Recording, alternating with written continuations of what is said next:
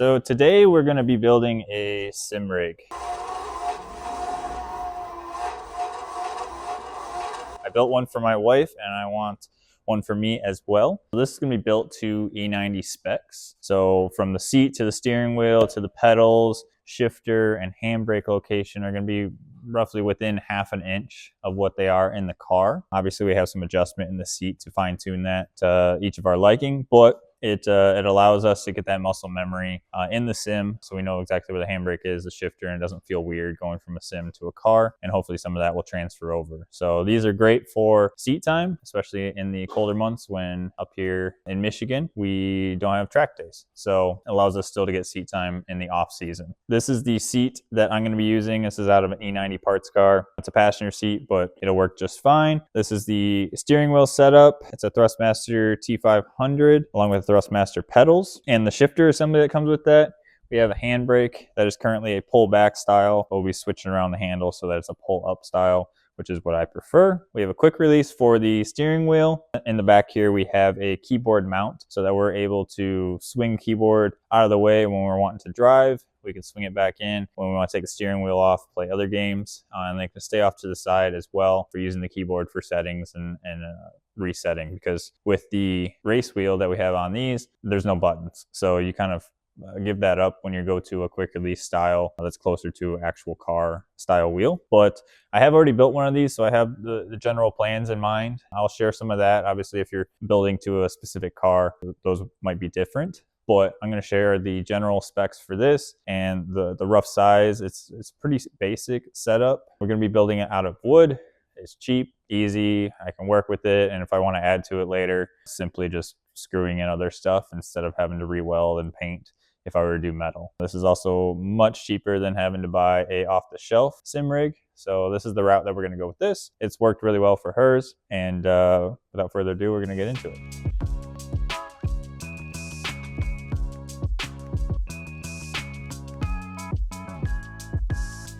So here is the basics of what we need. So we have two 2x4s. These are 48 inches. So roughly the whole base of this is 51 by 24. So 2 feet by a little over 4 feet.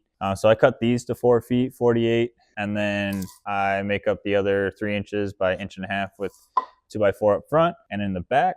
And then I have a center support. I try and line it up with the front of the seat just to give a little bit more support in the middle. And then I have these two 2x6s. They're cut at 45s on top and bottom, and they're roughly about 25 inches from the bottom base here to the top. And this gets us pretty close to where the steering wheel to the seat needs to be. And then we have a center support 2x4 to go across here, and we'll have some plywood up top, just 1/2 inch plywood, and that's where our steering wheel and monitor are going to set. And if you're not like me, you would have one sheet of 51 inches long by 24 plywood, but I miscut, so I have a 6-inch filler, and I'm just going to put the seam down here. You won't see it under the pedals. So I'm going to slowly put this together. I mean, it doesn't need to be absolutely perfect. I'm somewhat of a perfectionist, but I'm not looking for perfectly square, and the ground that I'm working on is not perfectly level, and these 2x4s are not perfectly straight. So we're gonna start putting this together, and then we'll get the plywood on top, and then we'll go from there and get the seat in its area, and then work up from there.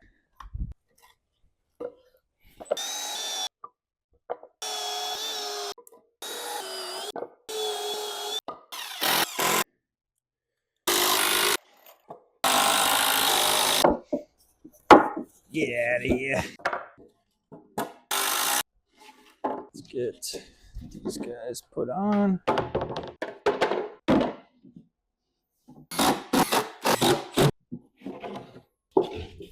don't like this side.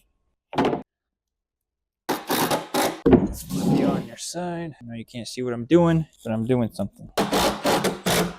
Flip you over. Let's put you in. A little persuasion. There you go. Got a little miscut over here, but we're gonna straighten that out later. And grab measurement real quick. Excuse me. 15.5. You sure about that? No. 15 and 3/8. You sure about that? That's where I got it wrong. It's 14 3/8 because you're putting it on the 1-inch mark. 14 3/8 plus 3/4 of an inch would make it 14 3/8 plus 3/4 of an inch would make it 15 1/8. 3, yes, exactly as I thought.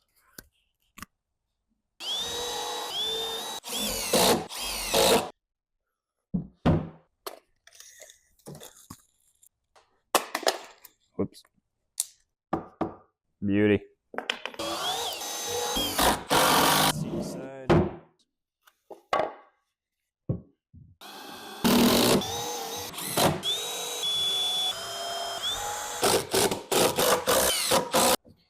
Perfect.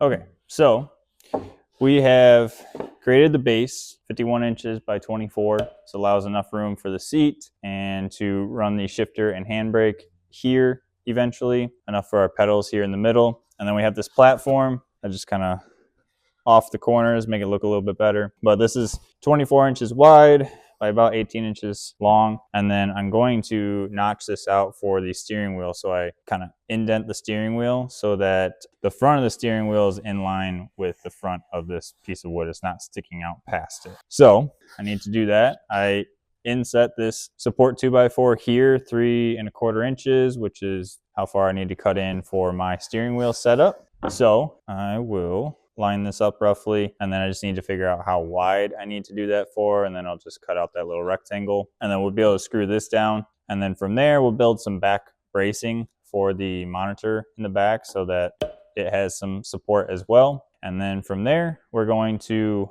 mount the seat so that when we put the shifter and handbrake and everything together, we can make sure that those measurements are correct.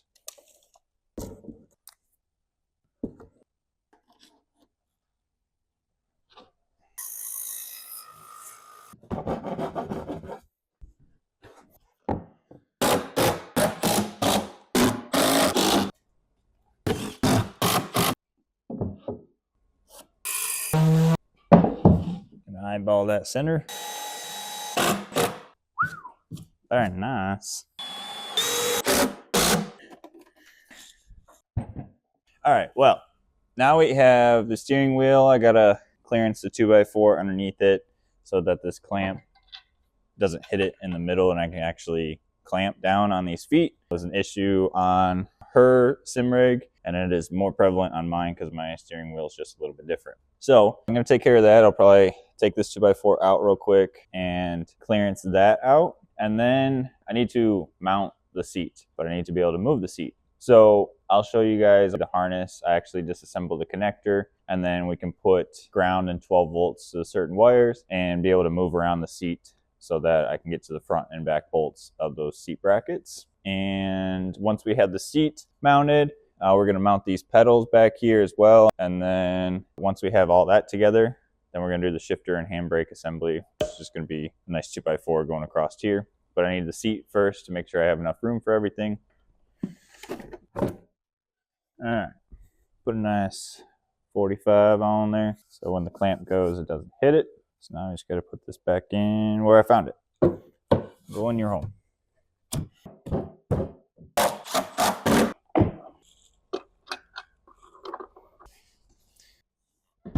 Okay, so this is the bottom of the seat. We're gonna be looking at this yellow connector here.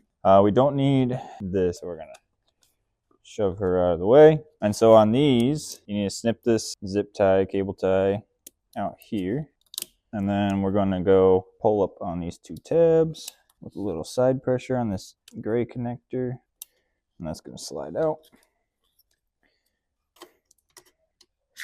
And the black one. So we're going to toss that yellow part. Now we're going to de-pin this, and so you can get to the pins on the side. So a nice little pick here, and we want both red, larger red cables, the brown cables. Grab this, put a little pressure on it, push down on that guy.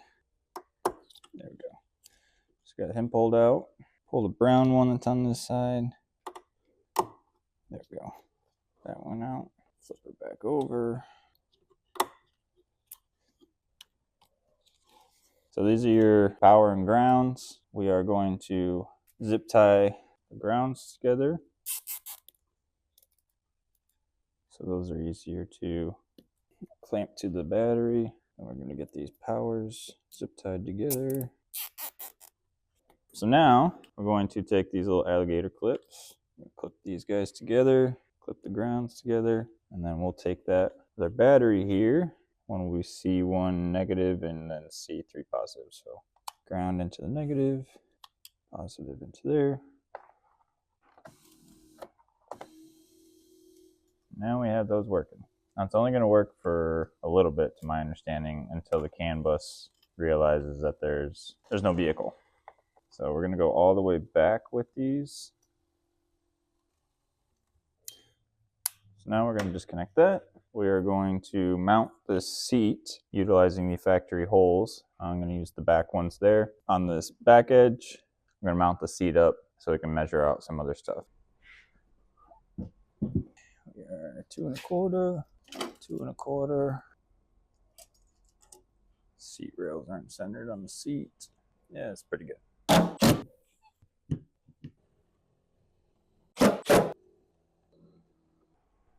Let's angle these guys up, cut these guys down. All right, you can get out of here. Let's put this guy. Now I need to mount this here. So this needs to be 6 inches above. Why is that perfect? Hold it there, wrench.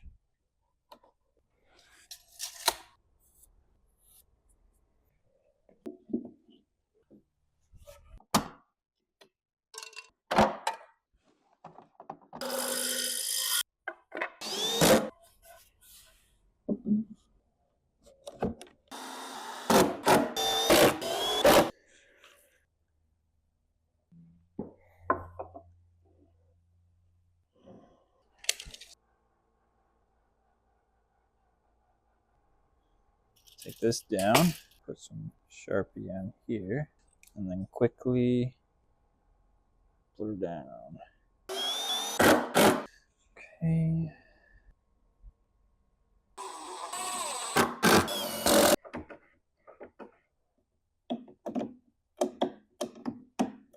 All right, so this is the sim setup. This is pretty much done. I still want to stain it, so I have to pull off the seat and the steering wheel and the pedals. But this is the main construction. So again, this is to roughly E90 specs, BMW E90 chassis, E92 I'm sure is similar as well. Basically we have the steering wheel, Thrustmaster with the detachable race steering wheel that's closer to actual car diameter. This is a 14-inch steering wheel. The stock one that comes on here is like 10 inches or 11 inches, something like that. And then factory E90 is 15 inches. So pretty close, realistic to that. So we have that mounted up here. E90 passenger side seat. If you're doing this to E90 specs, trying to use the driver's side seat, I had already used that on my wife's sim. So passenger side works for me. You just can't run the plastic on the control side. So we have steering wheel, pedal assembly. All right, and then on this side, we have a keyboard mount. So this, you can put a keyboard and a mouse up there. It's got a little trackpad, kind of nice, height adjustable, and it swings out of the way when you don't need it. We have the shifter assembly here, which is from the center point of the steering wheel out is 14.5 inches roughly. 12 inches up from the base that the seat is attached to is roughly where the factory E90 shifter is. Then we have a pull-up style handbrake here, converted from a pull-back style. And this is roughly 12 inches from center point and then 11 inches up roughly to the tip of the handbrake there. So we have this, had to put a little angle at it, but we made that work. And then we have some fender washers for the seat. When I take that off and remount it, I just had the screws holding that. So that's going to be able to secure it a lot better. Rough measurements for this setup, again, depending on what car you're trying to make it to the specs of, this may change for you, but this is the rough measurements of what I planned. In the description, I have a build sheet of all of the measurements for this. If you want to build it exactly how I built it, I will share more of a drawing style of how this one works, but again, there are some differences even from my wife's to mine. We have different steering wheel and pedal assemblies, so I did have to change some stuff. So, but it gives a general basis of what you need to do to build something like this. But verbally, to give you some measurements, roughly this is 51 inches long, 24 inches wide with the base here. And then these 2x6s that come up here, this is cut at a 45 at top and bottom, 25 inches long. And that puts the steering wheel roughly where it needs to be. And then this platform up here, 24 inches wide, obviously, by about 18 inches. And this allows our monitor setups, which are angled feet, to fit back here perfectly. And if you want to get real technical, from the tip of the steering wheel to the monitor, the tip of the steering wheel to the windshield on an E90 is about 14 inches. So that's a rough measurement there. Obviously, you can make this longer, wider for your different setup. If you want to run a triple monitor setup or a big curved, obviously that would have to change for your setup. And then we have the main structure here for the shifter and handbrake, and also this keyboard mount. I don't actually measure it, to be honest with you. So I cut it to 48 inches long, and then I mount it in the back here, and then I just use this as a template for the 45, and I just mark it. So a little less than 48 inches long. I 45 it in the back here just to make it look prettier, but to each their own. And then this is raised up when you lay it flat like I did here. I did my wife's a little bit differently, but when you lay it flat like I did here, it's a 6-inch difference from the top of the base to the bottom of this 2x4. We'll put the shifter at the right height roughly, and the handbrake again at the right height, within about half an inch. It's hard to get those exactly perfect with them on the same plane, but pretty close. This is a little overkill over here. You could just use like a 2x4, or if you don't have a keyboard mount, you can ditch it pretty much. But this is a scrap piece of 2x8 that I had, and this just helps support for the shifter and everything, and obviously the keyboard mount, but it adds a lot of rigidity into this 2x4 as well. Again, if you're using passenger side, it is not ideal, but I'm just going to zip tie up these controls up into the seat here so that those don't run into it. In the back, you'll notice that the seat rails are a little long. I'm just going to chop those off so that they're flush with the back of the mount. But yeah, I mean, you could run a bucket seat if you wanted to. We just had these laying around, so I chose to use these stock E90 seats. These steering wheels are quick release. It's a very cheap quick release because this is not a moving car. They work, you know, they're cheap for a reason. It'll be nice to take out the steering wheel, and you know, you can play keyboard and mouse games, whatever you want to play. So now all that's left is I got to take everything back off. I'm going to stain this, make it look pretty, and get it set up in our room. I do have to build a platform for my tower to get it up off the carpet as well, but I'll do that off camera. Yeah, this is our wood sim setup. Very budget friendly. I mean, to be honest, this keyboard mount cost more than the wood to make the sim. But for the money, it's a pretty good keyboard mount, and it was the best one that I found on Amazon, to be honest with you. I'll drop a link to that as well. And then we got the sim, like the steering wheel, pedal assembly, and the shifter assembly used off Marketplace. So, you know, that price may differ. And then these seats came out of a parts car that I pretty much have no money into. So it's a very budget-friendly way of doing it, and I think it came out great. Let me know your guys' thoughts. If you guys like what you see, comment, let me know. If you don't like what you see, let me know that as well. What you don't like about it, what you would change. And don't forget to like the video as well. Share it with your friends. It was done with minimal tools. Like, all I had really was a circular saw and a drill. So you could easily do this with minimal tools as well. Yeah, I'm looking forward to using this, being able to drive with my wife virtually and get some seat time as well. Also try and improve driving while we're in the off season, and be able to try and learn some new lines of the track and things like that. So the sim definitely has a spot, and we're looking forward to using it. So thanks again, guys, for watching, and I'll catch you on the next one.